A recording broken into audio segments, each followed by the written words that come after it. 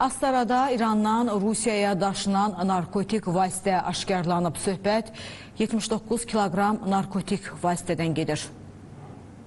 Astara Kömürü İdarəsi əməkdaşlarının həyata keçirdiyi tədbirlər nəticəsində növbəti dəfə xüsusilə külli miqdarda narkotik vasitə aşkar edilərək qanunsuz dövrədən çıxarılıb. Azərbaycan ərazisindən tranzit keçməklə İrandan Rusiyaya kahı yük aparan nəqliyyat vasitəsinə kinoloji xidmət itinin tətbiqi ilə əsaslı gömrük yoxlaması həyata keçirilib. Yoxlama zamanı nəqliyyat vasitəsindən kahı formasına salınaraq gömrük nəzarətindən gizlədilən qablaşdırmaları ilə birlikdə ümumi çəkisi 79 kiloqram 800 qram xüsusilə külli miqdarda narkotik vasitə marixuana aşkar edilib.